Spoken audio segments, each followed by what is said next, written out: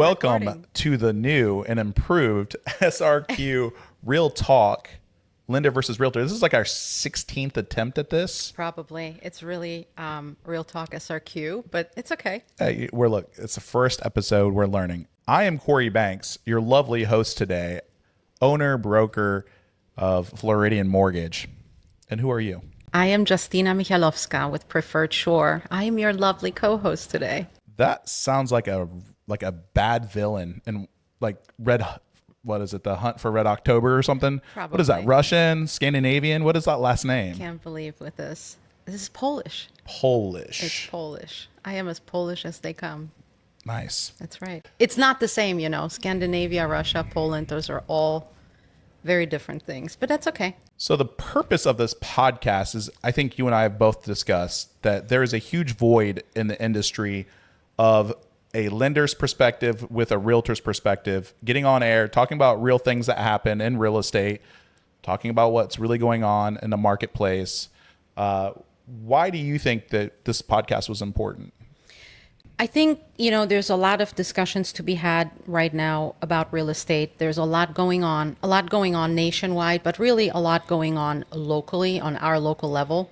And I feel that, if realtors are talking, they kind of a lot of times agree to disagree. And, I feel it's interesting to see a lender's perspective versus a realtor's perspective, just because we are in the same industry, but your industry is so different than mine. And I think combining that could make this actually interesting. I hope so. I hope it does. And SRQ, for a lot of people that might not know, is our airport code. Airport code. Because we are ballers in Sarasota and we have an international airport. Yes, we do. Holds maybe 10 airplanes at most? Yep. But we're international here, baby. We are.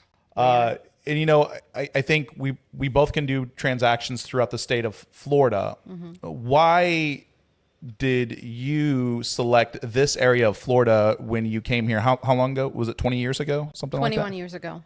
Specifically, why was this the market that screamed your name?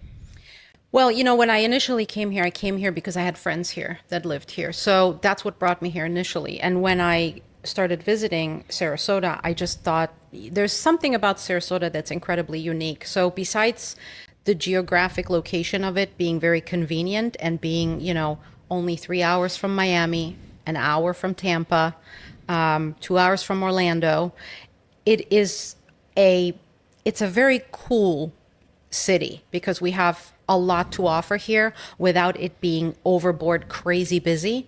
I think it's chic. It's kind of becoming a little edgy over the last 5 years. There's an art scene here, there's culture here, and we have an amazing variety of beaches here.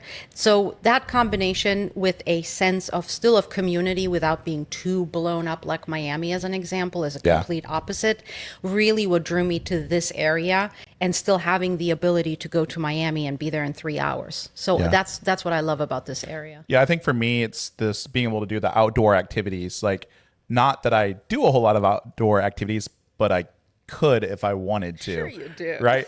I'm into my 40s. We'll lie on camera and say 30s, but I'm still very active playing flag football and basketball, things I probably shouldn't be doing anymore. But Florida gives you that lifestyle where you could do these things outdoor, go kayaking, go to the beach year round. I mean, we have Siesta Key, which is voted one of the most popular number one beach in the United States. Yeah. And then, the sand is white powdery sand. And on certain times you do get that blue aqua Caribbean water that flows up here. Specific days are better than others. May here. is the month for the water. That's it. It'll be beautiful. So that's why I love this area as well. I've lived in Miami for a while. I've lived in St. Pete. I've visited Jacksonville a lot. I've visited Orlando a lot. I mean, each place has unique things that people might look for, but for me, this is definitely home. Yeah. I know. Same. And I think really the sense of community is what keeps both of us here. Yep. From a professional level, I feel that, in our industry, it's very important to work as a group and kind of not work against each other, but work together. And I feel there's an incredible amount of professionalism here. I think Sarasota has a lot to offer on both levels, on the, on your time off, and then, during your professional hours. I think it's a perfect package for me. Yeah, and for me, I love it just for the fact that you're not far away from the sports event. So if you want to go watch an NFL game, you get the Buccaneers. If you want to watch a Magic game, you can go to Orlando. Not far. I mean, what, Orlando's an hour and a half, 2 hours away. Right. Like you said, Miami is great for food, culture. You're always going to have a good time in Miami, but you're there too long, it will consume you. So you got to get in, dip your toe in, and get the hell out. Yeah. It will eat you up. It's kind of like Vegas, right? And then Sarasota is the great balance, I feel, right? Yeah. For without being boring. Yep. You know, you still have a little bit of enough going on to keep you entertained. Bunch of good restaurants, some international restaurants. We keep getting in more and more locations here in downtown or even close to the UTC Mall area. So this area is definitely kind of the best of both worlds. Has great beaches, has a safe community for, crime is very low here. You have the ability to go to any other major city in Florida, and traveling in and out of the country is pretty easy from here. Tampa, or even our international airport here locally, SRQ, shout out. We have a great connection into Atlanta. Seriously, we do. I mean, I've used it. And that, Atlanta just, you can go anywhere from Atlanta. So and Tampa is 1 hour. So that airport is, right here at our disposal. Sure. Fort Myers is blowing up. That airport is growing like crazy. And that's becoming a hub now. So I feel we have, I personally, I don't think it could be any better. It couldn't be a better position than here. Well, let's talk a little bit about real estate. What are you seeing going on in the marketplace right now? Like for homes, how long they're on the market for, average, median price? Like what are some of these things looking like right now? So, right now, I was looking this morning. So right now we are hovering around, in Sarasota County specifically, we're hovering around 56 days on market. That's the median number. And I think that's actually very reasonable. That's still less than where we were 3 to 4 years ago. It is a little more than, what we saw. We saw a crazy market here, and everybody knows about this. We saw a crazy market for 2 years in 21 and 22. Where you're seeing homes on the market for just hours. Hours. And there's 10, 15 bids on the same home. And there's some communities like Cape Coral that are still recovering from a hurricane from a couple of years ago. I know their days on the market are quite a bit longer. So this pocket being under 60 days, that's not bad. It's not bad at all. And it gives people a little bit more time. Nobody has to jump in and make a decision like within a day or two, even though I always say, to my clients, if you see something you love, you don't want to wait because, it could be day 57 where that one gets snagged up by someone. I'm seeing more on the lending side that I'm getting more contracts that the sellers are entertaining, covering some of the closing costs, right? Yes. Are you seeing that as well? Price reductions on the front side if the average home is on the market for 57 days? Are you seeing some drops in prices as well? So you can usually negotiate, of course. The longer the house sits, the more, as I call it, seller fatigue kicks in. So you do see people, being a little bit more reasonable as far as negotiation goes. And buyers can negotiate great things. I mean, we've done this successfully right together on deals where you get, seller credit towards closing costs to help people maybe offset some of the lender expenses. credits. Lender credits, appraisal paid for. You can negotiate now. So it's becoming a lot more of a relaxed market. I feel I would pull up sometimes to homes during the crazy days, and there was 8 other realtors sitting there waiting to show it, and we all had 10 or 15 minutes to go in and out. So that's over. I know everybody thinks that was a great market. I did not enjoy it as much because it was very stressful. Yeah. You're one of 15 showing that house, and out of these 15, maybe 10 or even a lot more of hearts will write an broken. offer. A lot of people fell in love with amazing homes, and they were, priced out to the point where they're doing removing they're doing appraisal escalations, so they're like, if the value came in 40 or 50,000 low, they still were forced to move forward. So a lot of crazy things that we've seen on the luxury market. You're seeing it sit on the market a little bit longer. Yes. The luxury market has softened a little bit. I just think that people, we are in an election year, right? So election years are always a little wonky, as I call it. But I think, again, that's not necessarily bad for the buyer.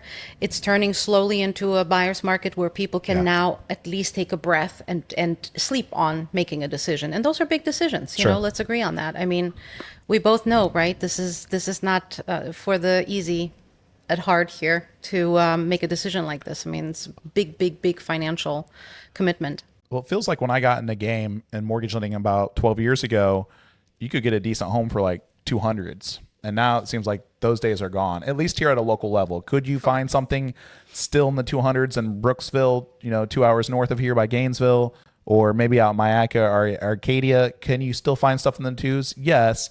But the median sales price right now, what is that looking like?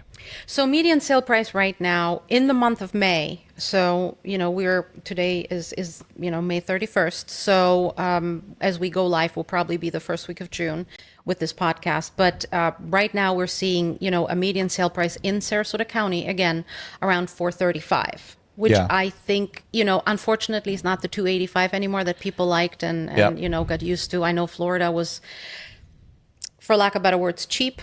Everybody was saying, oh, Florida is so Sure. cheap. That, unfortunately, cheap is now 435 is, I guess, the average now, Yeah. or the median. And I'm getting a lot of agents that still want to kind of pursue the first time home buyers. And certainly we're not talking about turning our backs on them. But the reality is the first time home buyers are mostly been eliminated from this specific pocket of Florida.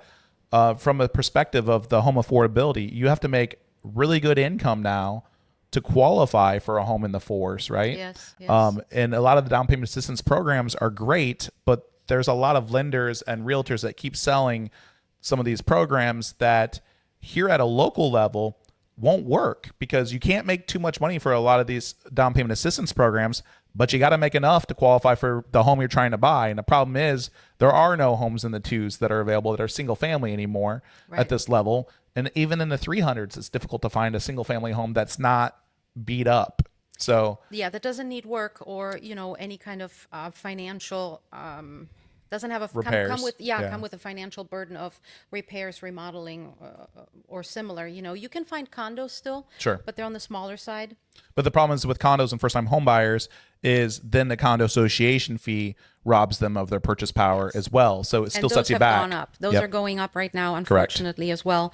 Due to insurance, Mm-hmm. due to Florida is going to see a big change as far as how condos need to run their reserves. Yep. And after what happened in Miami, unfortunately, that is changing. So yeah, those numbers are going up. And this is a trick question, off the rip. So the median home price, $435 here locally. What do you think the type of income somebody would need to have to qualify for a home like that? I'm gonna bust out some stats for you. So what do I think? Yeah, just ballpark. You mean a household income? Well, whoever's gonna be on a potential loan. So if it's a husband, wife, or just an individual person, what type of income do you think you might need to have to qualify for 435? There's no wrong answer here. There's no wrong answer. So I don't know how much You just met a client and you're interviewing them and Yeah. they said that they like homes in the 4s and 5s. What type of income? How much income do you think they need to probably have? My best guess would be $100,000. That's probably pretty close. So if we're just using just straight up generic numbers on a conventional loan, we can use half of their monthly income to qualify Okay. if they have no debts, right? So a home at 435, we're looking at, you're probably going to need to make a minimum of household income of $7,344. That's based off of if taxes are generic at 375, PMI is at 235, insurance is at 242, and there's no HOAs associated with that property. So that's well over $80,000 of income per year that you have to show in a house for people that are on a loan just to qualify for that median income sales price of 435. And that's if they have no debts. Realistically, people are going to have car loans, they're going to have student loans, they're going to have credit card debt. So that number really is going to be closer to probably at least $9,000 to $10,000 a month in household income or for applicants' income to qualify for that median sales price here So locally. if you're looking at a couple, right, you could say, one makes 7, the other one makes 3. Yeah. That will work. Yep, that will work. And again, there's different ways to skin a cat. This is just talking about conventional. There's other loans out there that exist that will allow for a higher approval range. A lot of times FHA, we can go up to 56.99. We have some other exotic programs that don't even look at income, but you pay for that in a higher rate. We have like a no income verified loan. These are used as last resort to get somebody into a home that can afford it, but at the same time might not show all of their income because it's not maybe properly documented.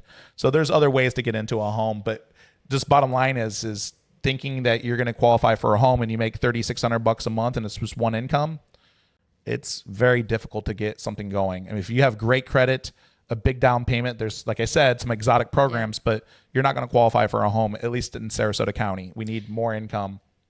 Now, so let me ask you this. So if you, let's just say, so let's just say the house is 450 and you have a couple and they make about, I don't know, $7,000. Is there a way to make this work? Is there any way, or is it really just let's find them, something that's less expensive, or, Sure.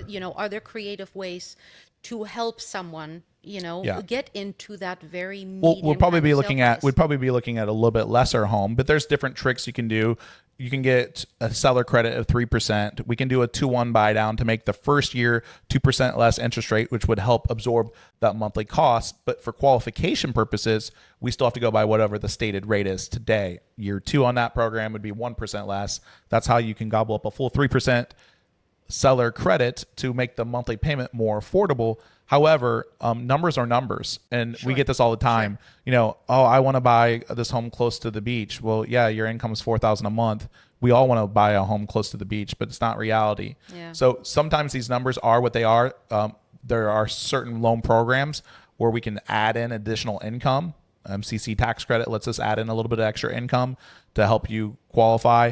There are other things you can do. If you're planning on only putting down 5%, you're doing a conventional loan, you can help with the ratios a little bit by doing upfront PMI, paying for the entire PMI balance upfront, which might only be $4,000 or $5,000, $6,000, but at least you don't have that $200, $300, $400, $500 a month PMI hitting against you. Right. So there's some creative things you can do. Again, we can go outside the box to make these dreams come true. But if we're staying with FHA or conventional VA or USDA, the numbers kind of are what they are. Now, one thing I'd really like to hammer home on the podcast is if you're a buyer or a realtor, a lender is not writing a pre-approval for $400,000 and every home at $400,000 is going to work. If you're playing with a client's file and you're going to the top end of what their approval range is, it's never once been about the loan amount. It's been about what is that magic number per month that they cannot exceed from a debt to income ratio perspective. So it could be that their home cannot exceed, whatever home that they're looking to buy cannot exceed $2,345 a month. So like $2,345, that means principal, interest, taxes, insurance, any HOA fees.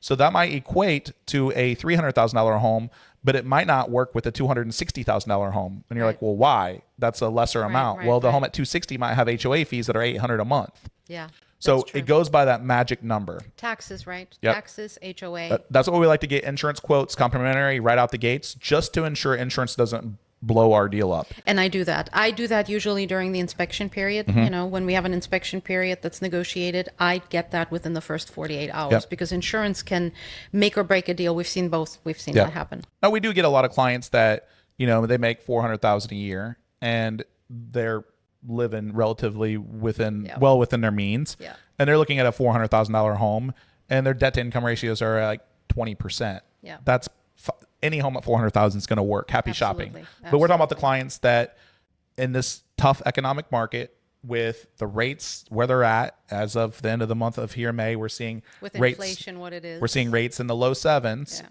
And that's, if you're seeing lower rates than that, it's because a lender's probably sliding in points being tricky. So the real rates are right around the low sevens for conventional day and upper sixes for government loans like FHA and VA. You are seeing that the rates are really impacting everything, right? Yes. As these things come down to the fives, that home at 450 might have a monthly payment that drops $700 a month. So that's why we're really adamant about buy now, refi later. Date the rate, marry the home. God, if I hear that one more time. Because, and this is a NAR stat, and we know all agents love NAR right now. Oh. So who knows how accurate the stat is, but every 1% drop in rates, 8 more million buyers enter into the marketplace. And that's going to create a buyer frenzy. And so as we see these rates go from low sevens down to low sixes, you're going to have competition. Do you expect that? Do you expect rates to drop? We do. I mean, the feds have come out and said that they're going to have 4 rate drops this year, and it looks like there's only going to be 1, but they do have on a forecast 3 rate drops next year. Now, rates are not just tied to what the Fed says. Rates for mortgage lending are tied to the bond market. Yeah. So people need to understand when the Fed does say the rates are dropping, that's primarily consumer debt like credit cards, car loans, home equity lines. That's really the rates that are dropping. But when the Fed does speak, Yeah. then the markets react. Specifically, the bond market reacts. So I think that's important. People, you know, and rightfully so, people that don't do this on a daily basis, they don't understand how all of that is connected, right? So it's important, you know, to explain that. Yeah. Well, with this first show, I feel like we should have like a toast or something. We just completed, I think, our first show. How do we end this? We're just like, I don't know what to do with my hands. I don't think you need to do much with your hands. Yeah. I think, you know, I think we'll just drop like our IG banners like here and there. However that maybe is our done. websites. Yes. A little post editing. I want to encourage everyone to follow us because I think this is going to become interesting and fun I think as we it's get going a to be little an bit more absolute comfortable shit with show this, as we evolve. with this. This We whole should probably thing goes have on. wine as we do this, Yes, or something. I think we should. Yeah, I think we should something to Yeah. make this, you know, fun. I think with all that, you know, I encourage everybody to follow us on Instagram and maybe, you know, check out our websites to see posting make sure tons that of we're content, legit. you and I are Yeah. posting relevant content here locally, things that you would like to know what's going on locally, what's going on in real estate. I think it's going to be a mutual beneficial relationship long term, and it'll be very educational, but hopefully a little funny along the way because everybody's got a freaking podcast these days. I know. And 90% of them are boring as heck. So I know. We don't want to be boring. I don't want to be boring. So if you guys We'll have take this show on the road. We'll Maybe take the at show some point. we're like ESPN College Game Day. If you guys have any topics you'd like to us kind of cover, Yeah, that'd be drop great. in our DMs or just comment on the post. We would love to hear your feedback about what you would like to know about next. We have tons of content coming, and I think we're going to make this like a weekly or bi-weekly show. Is that the idea? Well, whatever we commit to, that's what we're going to have to do. So we're going to do at least 26 episodes a month. No, I'm joking. At least a couple. So Yes. I mean, excellent. bi-weekly, we will, I think we can commit right now to bi-weekly because we're both pretty busy, but Yep. without, you know, all of that, if we can make bi-weekly happen, then eventually I think we'll do on a weekly thing. Yep. Yeah. All right. Good All night, right. everybody. Good night, everybody. Thank you so much for tuning in.